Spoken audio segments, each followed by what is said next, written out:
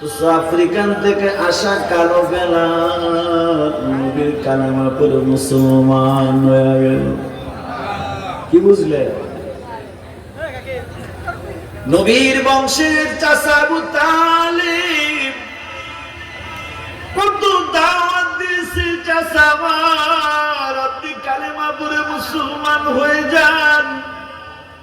না না, আমার নবী মানতে রাজি নাই। আবু লাহাবের স্ত্রী আমার নবীর জন্য পথের মধ্যে কাঁটা বিছিয়ে দিত। আমার নবী চলার পথে আবু লাহাবের স্ত্রী আমার নবীর চাচি পথের মধ্যে কাঁটা বিছিয়ে দিত। আমার নবী হাঁটার সময় পায়ের মধ্যে কাঁটা দিয়ে আঘাত পেতেন। হঠাৎ একদিন পথের মধ্যে কাঁটা নাই। আমার নবী ভাবলেন হয়তো আমার চাচি অসুস্থ, দৌড়াইয়া বাড়ি গেলেন, রিয়েলি অসুস্থ।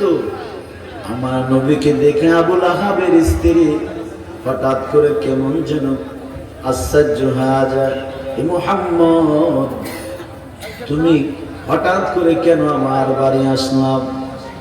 নবী ডাক দিয়া বলে, ও চাচি যান, আজকে পথের মধ্যে একটা কাঁটাও নাই। আমি বুঝতে পেরেছি আপনি হয়তো অসুস্থ। চাচি মনে মনে ভাবেন আমি ভাবছিলাম কাঁটা নেই, মুহাম্মদ জানে না। কিন্তু আসলে আমার নবী জানতেন, আমার নবী বুঝতেন, জানাইতেন। কে বলেন? কপাল খারাপ,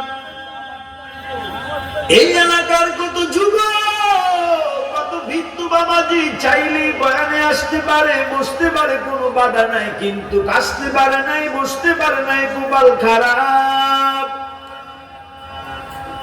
আফ্রিকান থেকে আসা কালো বেলাল আমার নবীর চাচা আবু লাহাব, আবু তালিব, আবু জাহাল নবীরে দুই চোখে দেখছে কি দেখে নাই?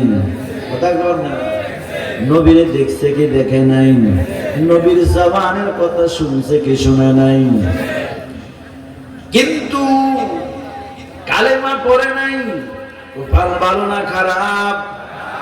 অথচ আফ্রিকান থেকে আসা কালো বেলাল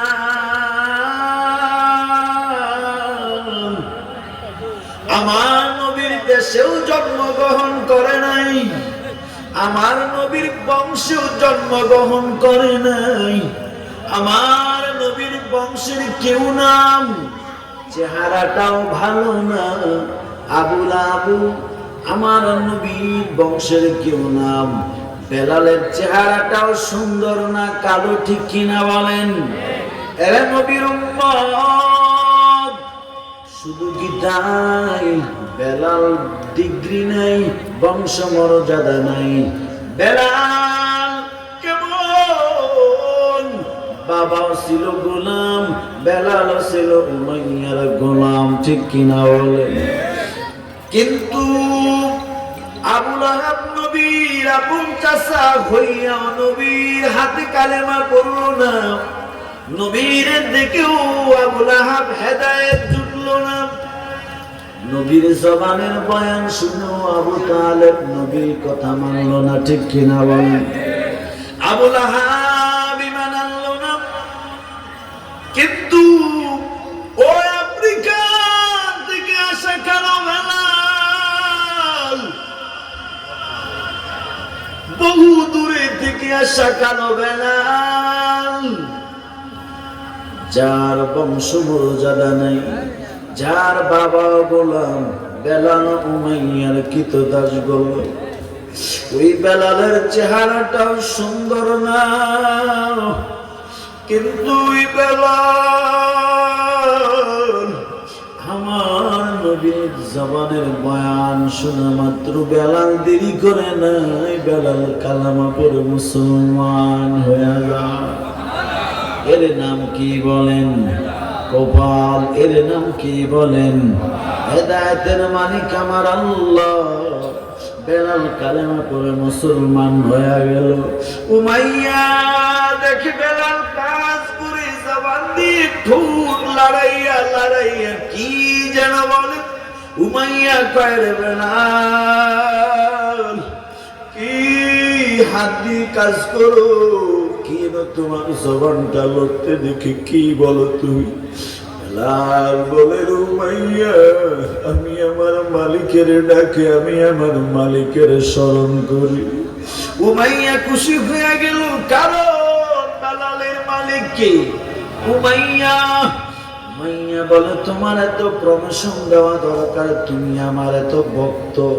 বেলাল বলে উমাইয়া, আমি তো তোমার মালিক মানি না, আমি তো তোমার স্রষ্টা মানি না, আমার মালিক একজন, তিনি হলেন আল্লাহ।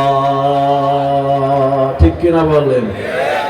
আলহামদুলিল্লাহি রাব্বিল আলামিন আর রাহমানির রাহিম মালিকি ইয়াউমিদ্দিন।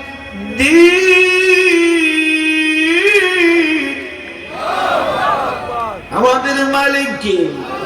দিন দুনিয়ার মালিক কে বলেন? হায়াতের মালিক কে? রিজিকের মালিক কে? আমাদেরকে সন্তান দেন কেন? আমাদেরকে সুস্থ রাখেন কেন? এরে নবীর উম্মতের দান।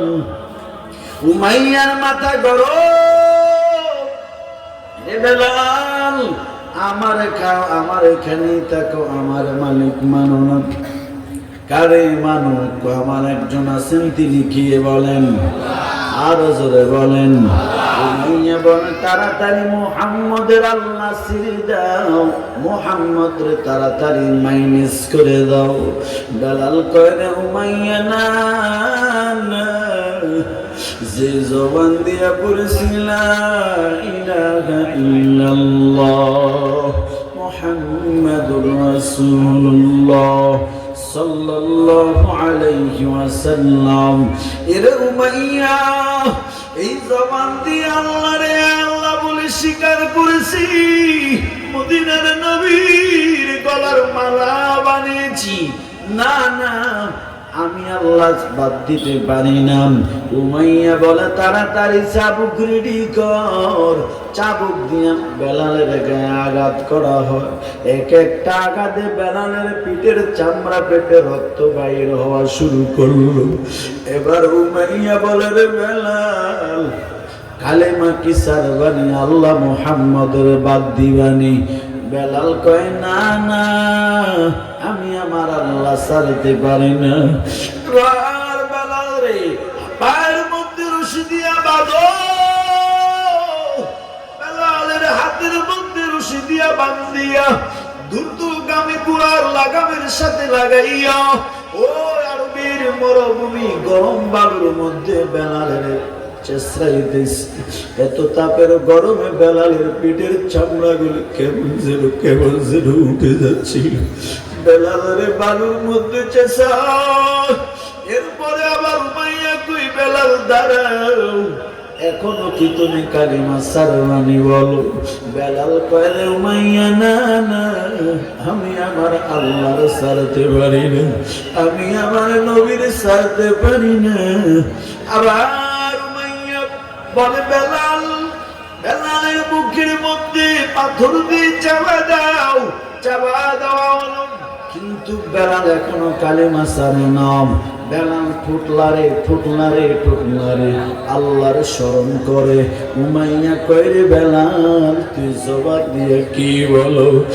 উমাইয়া তুমি জানো না, তুমি যখন আমার চাবুক দিয়ে আঘাত করতেছো, আমার যখন বালুর মধ্যে চেঁচাইতেছো, আমি বেলাল কষ্ট পাই না, কারণ আমি বেলালের জবান দিয়ে আল্লাহ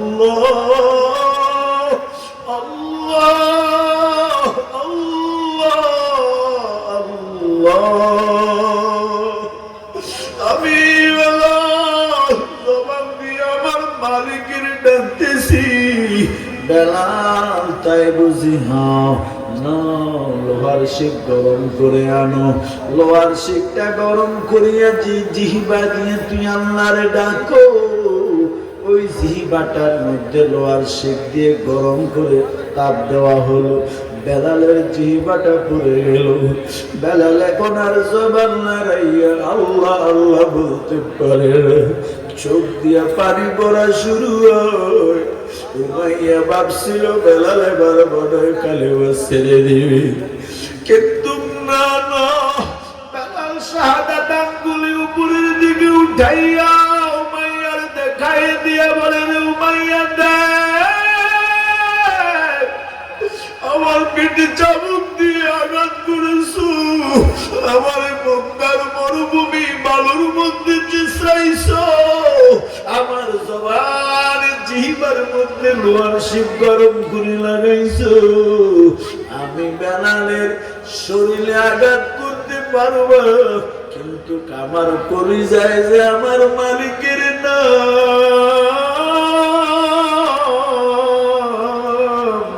আমার নবীর মুহাব্বত, এটা কইভাবে বাহির করবার উমাইয়া দুনিয়া সম্ভব হবে না, এটা সম্ভব হবে না। এরে দাউদকান্দির মুসলমান শিব বেলাল আল্লাহর গোলাম নবীর উম্মত, তুমিও আল্লাহর গোলাম নবীর উম্মত। ব্যবধান আছে না নাই? জোরে কও আছে না নাই? তুমি নবীর উম্মত দাবি করো, জীবনও তুমি কোনদিন নবীর সুন্নাত মানতে গিয়ে একটা গালি শুনতে হয় নাই, ঠিক কিনা বলো? তুমি আল্লাহর বান্দা নবীর উম্মত দাবি করতে গিয়ে জীবনও তুমি কোনদিন কাফিরের হাতে একটা পাথরের আঘাত সহ্য করো নাই। কিন্তু আমার নবী কেমন তাইফের ময়দানে নবী দাওয়াত দিয়ে যায়, তাইফের মানুষগুলি আমার নবীর পাথর মারে, বৃষ্টির মতো নবীর গায়ে পাথর মারে, নবীর শরীরের জামা পেটে, শরীরের চামড়া পেটে রক্তগুলি বাইর হওয়া শুরু হয়ে গেল। আমার নবীর জামা মোবারক রক্ত দিয়ে লাল। আমার নবী রক্ত পড়তে পড়তে পার জুতার সাথে মিলে গেল। আবার নবী রক্ত পড়া এক পর্যায়ে আমার নবী জমিনে পড়ে গেল। আল্লাহ মনের জীবনাই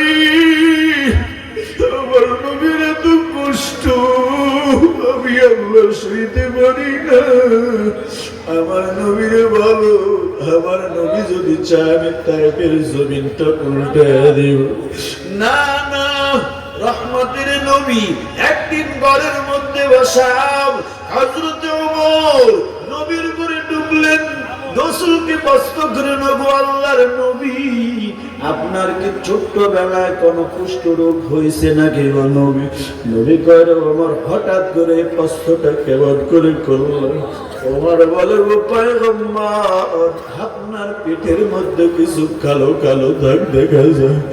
আমার নবী কয়, রে ওমর, আমি নবীর গায়ে পিচি পাসরাম বিদ্যুৎ দূরের কথা, আমি নবীর গায়ে মশা এবং মাছি বসা আল্লাহ হারাম করে দিয়েছে।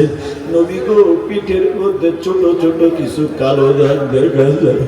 আমার নবী চোখের পানি ছেড়ে কয়ে, রে ওমর, এই দাগগুলি কিসের তুমি জানোনি? এই দাগগুলি হলো তাইফের জমিনে আমি যখন দাওয়াত নিয়ে গেছি, আল্লাহর জমিনে আল্লাহর একাত্মবাদের দাওয়াত দিতে গিয়েছি।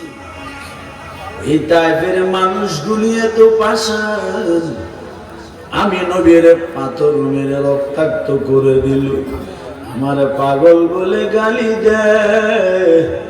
এরে কুমিল্লার যুবক, পাথরের আঘাত সহ্য করেছেন আমার নবী। শুধু তাই না, উহুদের ইতিহাস ইউটিউবে চার্জ করে দেখো, রাহমাতুল লিল আলামিন উহুদের ময়দানে নবীর দান মোবারক শহীদ করে দিয়েছেন। উহুদের জমিনে নবীর দান শহীদ হয়ে গেল।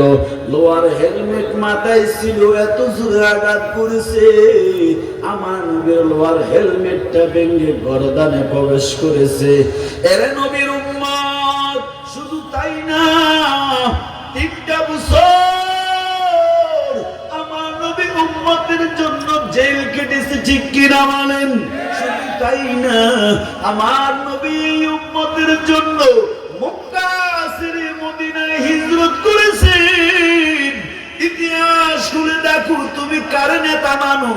তুমি কার আদর্শ মানো, কার আদর্শ বাস্তবায়নের জন্য গলা চিল্লাইয়া স্লোগান দাও, কার আদর্শ বাস্তবায়নের জন্য তুমি হামলা করো, মামলা করো, কার আদর্শ বাস্তবায়নের জন্য তুমি ঘর সারলাও বাড়ি সারলাও।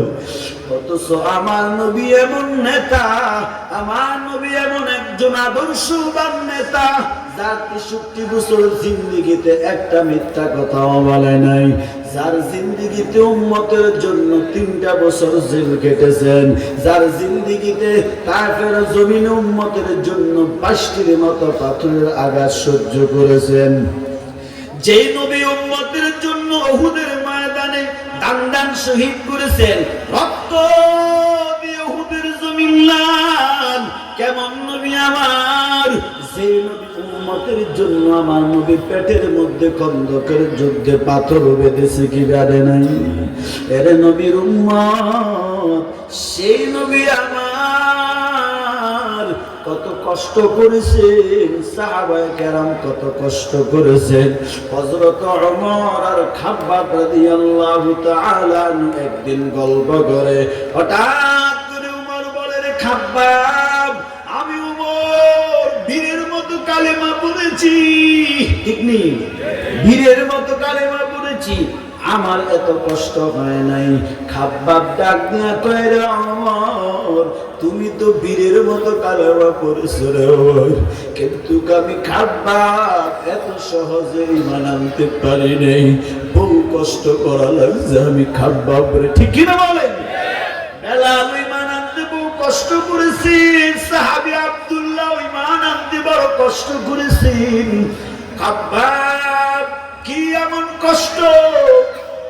খাব্বাব পিঠের জামাটা উঠাইয়া ওমরের সামনে দেখায়, তাকাইয়া দেখে খাব্বাবের পিঠে পিঠে বড় বড় কালো কালো গোস্তের টুকরার দাগ।